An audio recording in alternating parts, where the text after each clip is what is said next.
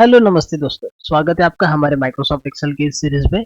यहाँ पर हम इफ फंक्शन को कुछ और एडवांस तरह से और कुछ और रिलेवेंट तरह से, जहाँ पे आपको प्रैक्टिकली उसको यूज करना होता है, तो आप किस तरह से उसे यूज कर सकते हो और किस तरह से आप इफ के फंक्शंस को अलग अलग सिचुएशन में अपने काम में ला सकते हो, इसको सीखेंगे। इफ का हमने एक वीडियो इससे पहले भी बना लिया है। ये हमारा इफ का पार्ट 2 है और हम इफ वही फंक्शन दोबारा सीख रहे हैं, लेकिन थोड़ा सा इसको अब हम कुछ अलग वे में सीखेंगे। ठीक है, तो आपको हमेशा से एक ही तरह के सिनारियोज नहीं देखने मिलेगी जब आपको प्रैक्टिकली इस फंक्शंस को यूज करना होगा। तो अलग अलग सिनारियोज में अलग अलग तरह से आपको ये फंक्शंस यूज करना आना चाहिए। तो उसके लिए हम आज कुछ दो एग्जाम्पल्स है और हम दो अलग अलग तरह से दोनों एग्जाम्पल्स को सॉल्व करेंगे। पहला वाला हमारा जो एग्जाम्पल है, यहाँ पर देखिए हमारे पास कुछ कस्टमर की डिटेल्स है, उसने कुछ क्वांटिटी ऑर्डर की है और हमें यहाँ पर उसका आंसर लेकर आना है। तो हमारा जो एग्जाम्पल 1 है, यहाँ पर देखिए क्वेश्चन है, हम एक बार देखते हैं। एग्जाम्पल पहला ये है कि अगर 150 प्लस क्वांटिटी अगर कोई ऑर्डर कर रहा है तो यहाँ पर लिखा हुआ आ जाए लार्ज ऑर्डर, और अगर 150 से नीचे कोई ऑर्डर कर रहा है तो यहाँ पर लिखा हुआ आ जाए स्मॉल ऑर्डर। ठीक है, टोटल कॉस्ट की बात हो रही है। अगर टोटल कॉस्ट 150 के ऊपर है तो वो होना चाहिए लार्ज ऑर्डर, और अगर टोटल कॉस्ट 150 से नीचे है तो वो होना चाहिए स्मॉल ऑर्डर। हमें पता है दोनों में से अगर किसी एक वैल्यू को आप अपने आउटपुट वाले सेल में यहाँ पर लाना चाहते हो, ठीक है, तो उसके लिए हम यूज करते हैं इफ का फंक्शन। अगर मगर ये वाली बात है ना, अगर 150 प्लस है तो लार्ज, नहीं तो स्मॉल। तो जहां पर आपको इफ बट ऐसा कुछ है या अगर मगर कुछ है, दोनों में से किसी एक को लाना है तो कौन सा फंक्शन यूज करते हैं हम? इफ। तो अभी हमें यहाँ पर जो इफ का फंक्शन यूज करना है वो देखिए, हमें दो एच वाला कॉलम है और आई वाला कॉलम है, हमें दो जगह पर आंसर्स लाना है। पहला हम क्या करेंगे, यूजिंग सेल रेफरेंस, हम सेल का रेफरेंस लगाकर इसको लाने की कोशिश करेंगे। कैसे लाएंगे, चलिए देखते हैं। सबसे पहले हम क्लिक करते हैं इज इक्वल टू, यहाँ पर क्लिक करेंगे टोटल कॉस्ट वाले कॉलम पे जो कि है G4 में। इज ग्रेटर देन, अगर ये G4 बड़ा है, किससे बड़ा है? 150 से बड़ा है। यहाँ पर मैं टाइप करता हूँ 150। अगर ये 150 से बड़ा है तो क्या चाहिए हमें, एक कॉमा दे दूंगा, तो मुझे चाहिए लार्ज ऑर्डर। कहाँ है लार्ज ऑर्डर? देखिए यहाँ पर लिखा हुआ है M4 में, ठीक है, सॉरी M3 में, M3 में लिखा हुआ है। मैंने यहाँ पर क्लिक कर दिया, मेरे फॉर्मूला बार में भी देखिए आ चुका है M3। ठीक है, अगर G4 150 से ऊपर है तो क्या, मैंने कॉमा करके लिख दिया M3। अब M3 में जो भी लिखा होगा वो यहाँ पर लिखा हुआ आ जाएगा। ठीक, इसी को कहते हैं सेल रेफरेंस। बराबर है। अच्छा, हमारा एक्सेल का जो इफ वाला फंक्शन है वो क्या कहता है? माफ कीजिएगा, इफ लगाना ही हम भूल गए, सबसे इंपॉर्टेंट चीज। ठीक है, तो is equal to if bracket open G4 is greater than 150 then comma करके M3। अगर G4 150 के ऊपर है तो M3 लेकर आ जाइए, मतलब क्या, M3 में लिखा है लार्ज ऑर्डर, वो लेकर आ जाइए। और अगर वो 150 के ऊपर नहीं है तो फिर क्या लाना है? तो हमें लाना है स्मॉल ऑर्डर जो लिखा है M4 में। ये तो हमारा फंक्शन क्या हो जाएगा, if G4 is greater than 150, M3, M4। मतलब अगर 150 के ऊपर है तो M3 लाइए भाई, और अगर 150 के ऊपर नहीं है तो M4 लाइए। मैं जैसे ही ब्रैकेट को क्लोज करता हूँ और यहाँ पर एंटर करता हूँ, यहाँ पर आ चुका है देखिए लार्ज ऑर्डर। ठीक है, लेकिन अगर मैं इसको नीचे ड्रैग करता हूँ तो क्या सभी सेल्स में मेरे आंसर्स आएंगे? जी नहीं, नहीं आएंगे। क्यों नहीं आएंगे? तो हमें एक बेसिक एक्सेल की फंक्शनैलिटी पता है, हमने सेल रेफरेंसेस सीखा था, एब्सोल्यूट रेफरेंसेस, रिलेटिव रेफरेंसेस। बराबर है। जब भी हम सेल का रेफरेंस देते हैं तो जैसे जैसे मेरा ये आउटपुट वाला सेल है ये नीचे शिफ्ट होगा। ठीक है, फिलहाल मेरा आउटपुट कहाँ है, H4 में है। अब मेरा आउटपुट अगर H5 में आता है तो उसके लिए जो रेफरेंसेस आएंगे वो भी एक एक सेल से नीचे शिफ्ट हो जाएंगे। ठीक है, जैसे मैं यहाँ पर आपको दिखाता हूँ क्लिक करके, देखिए यहाँ पर आंसर नहीं आया ना, गलत आ गया ना। बराबर। तो क्या हुआ है, हमने पिछली बार देखिए क्या इनपुट दिया था, G4 इज ग्रेटर देन 150, और नीचे क्या इनपुट आया है, G5 इज ग्रेटर देन 150। मतलब पहले उसने 184 को कंसिडर किया था, अब नीचे ये 108 को कंसिडर कर रहा है, उसके नीचे 247 को कंसिडर करेगा। ठीक है, तो क्या आप चाहते हो जैसे जैसे आपका आउटपुट का सेल नीचे शिफ्ट हो, ये जो टोटल कॉस्ट वाला सेल है वो भी नीचे शिफ्ट हो जाए? ये बिल्कुल हम यही चाहते हैं, क्योंकि हर बार 184 के साथ तो कंपैरिजन नहीं होना चाहिए ना। जो पहला ऑर्डर था वहां पे 184 के साथ कंपैरिजन हो जाए, दूसरे ऑर्डर में 108 के साथ कंपैरिजन हो जाए, तीसरे ऑर्डर में 247 के साथ कंपैरिजन हो जाए, यानी हर सेल की टोटल कॉस्ट अलग अलग रहेगी। तो इसे हमें लॉक करने की जरूरत है? बिल्कुल नहीं है। मैं एक बार इसको रफ कर देता हूं और दोबारा से हम पूरा फंक्शन टाइप करेंगे। ठीक है, इफ के साथ ब्रैकेट ओपन किया, दोबारा से टाइप करते हैं is equal to if, bracket open किया, ये 184 जो टोटल कॉस्ट है उस पर हम क्लिक कर देते हैं, इज ग्रेटर देन 150। क्या ये G4 में चाहता हूं कि नीचे शिफ्ट हो? बिल्कुल चाहता हूं, तो उसको लॉक करने की जरूरत नहीं है, कॉमा दे देंगे। अगर ये सही है तो क्या आना चाहिए?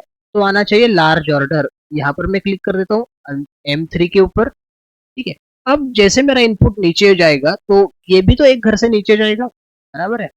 तो अगली बार क्या 150 प्लस के लिए स्मॉल ऑर्डर आना चाहिए?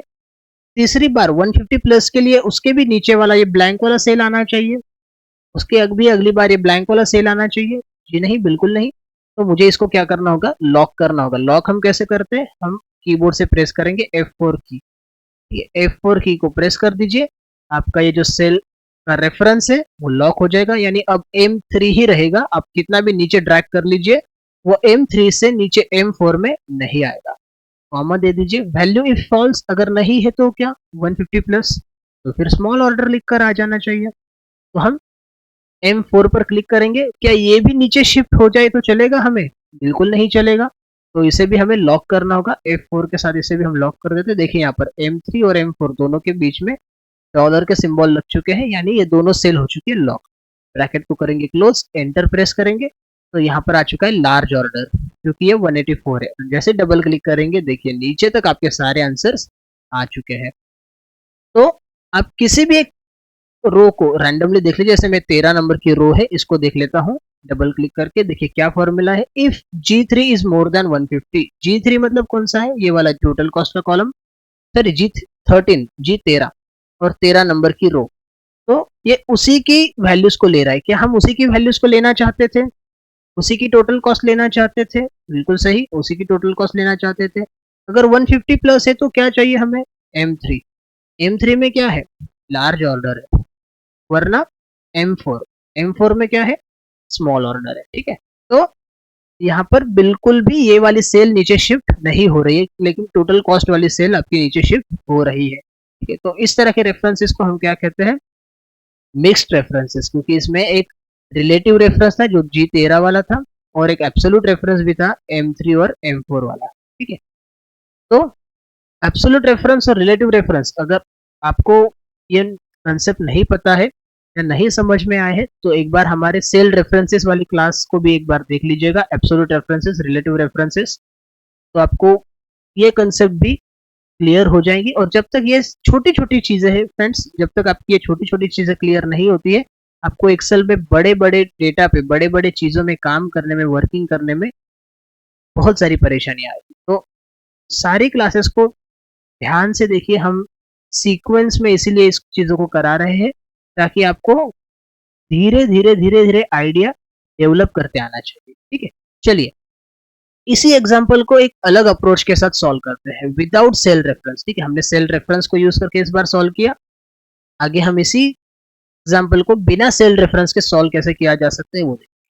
तो हम टाइप करते हैं फंक्शन इफ, ब्रैकेट को करेंगे ओपन। लॉजिकल टेस्ट क्या है हमारा? लॉजिकल टेस्ट यानी हमारी कंडीशन। कंडीशन क्या है? ये 184 पे मैंने क्लिक कर दिया, G4 इज ग्रेटर देन 150। अगर ये G4 150 से बड़ा है तो क्या हम चाहते हैं? कॉमा देके हम लिख देंगे क्या चाहते हैं। अब हमें ये लार्ज ऑर्डर वाली सेल पर क्लिक नहीं करना है। ठीक है, हमें सेल रेफरेंस नहीं देना है। जरूरी है आप जिस डेटाबेस में काम कर रहे हो वहां पे कहीं पे ऐसा लिखा हुआ होगा? अगर कहीं लिखा हुआ होगा तो उसका आप रेफरेंस दे सकते हो। लेकिन मान के चलिए मेरे पास एक K तक ही कॉलम है, आगे कोई कॉलम्स ही नहीं है, आगे कुछ लिखा हुआ ही नहीं है, तो आप कहाँ से लाओगे ना। तो जैसे हमने पिछली वाली वीडियो में किया था वैसे ही हम टेक्स्ट एंटर करेंगे। टेक्स्ट कैसे एंटर करते हैं? डबल इन्वर्टेड कॉमा में। डबल इन्वर्टेड कॉमा में हम लिख देंगे large order, double inverted comma हो जाएगा क्लोज। अगर G4 150 के ऊपर है तो यहाँ पर लिखा हुआ आएगा लार्ज ऑर्डर, अगर नहीं है तो कॉमा देके हमें लिखना पड़ेगा वैल्यू इफ फॉल्स। अगर G4 150 प्लस है तो ये आ जाएगा लार्ज ऑर्डर, लेकिन अगर 150 के ऊपर नहीं है तो क्या चाहिए?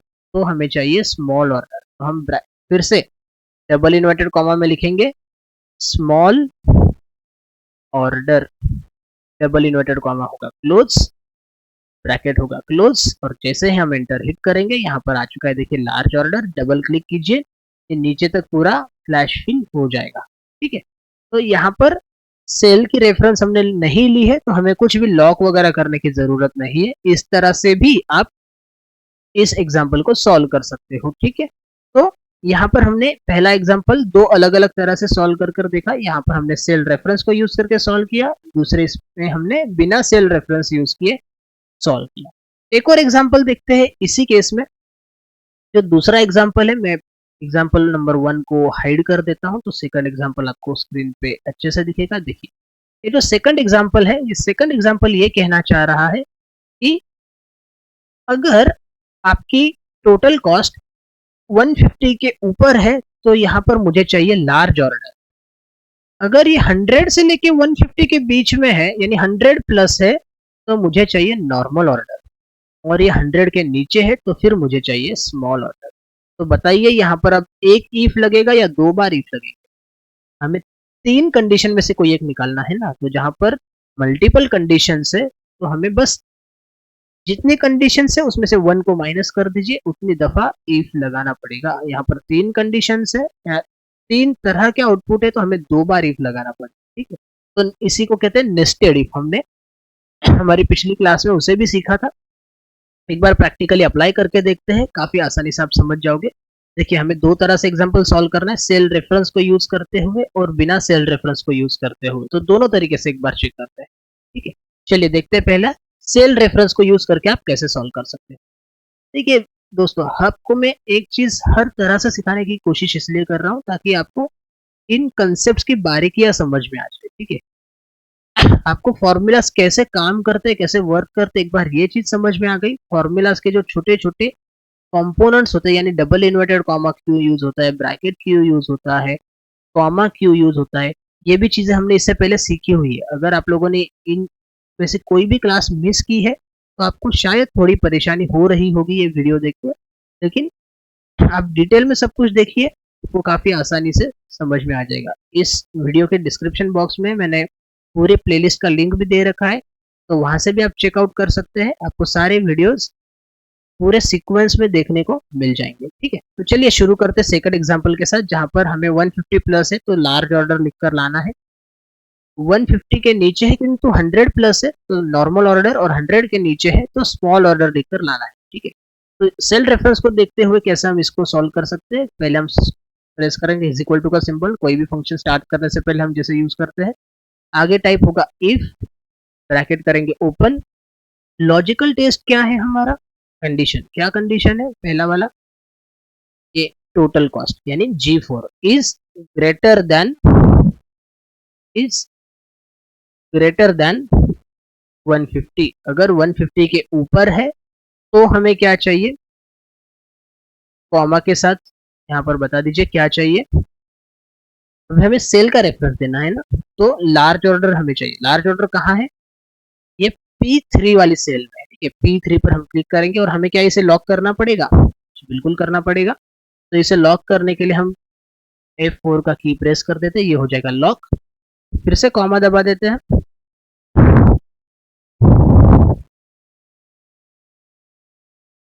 माफ कीजिएगा।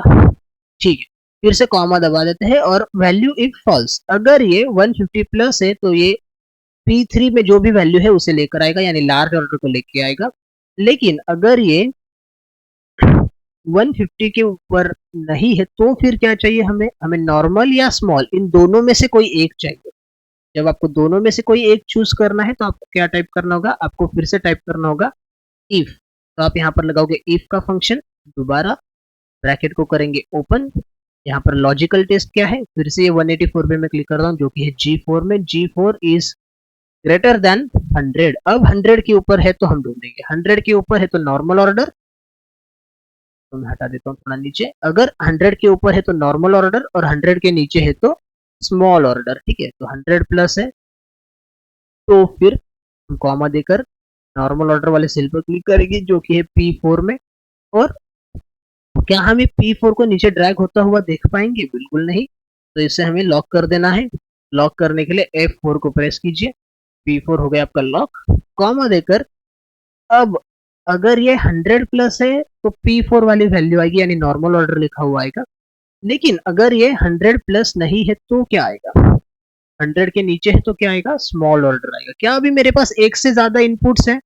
जी नहीं, अब मेरे पास बस एक ही इनपुट बचा है, वो है स्मॉल ऑर्डर।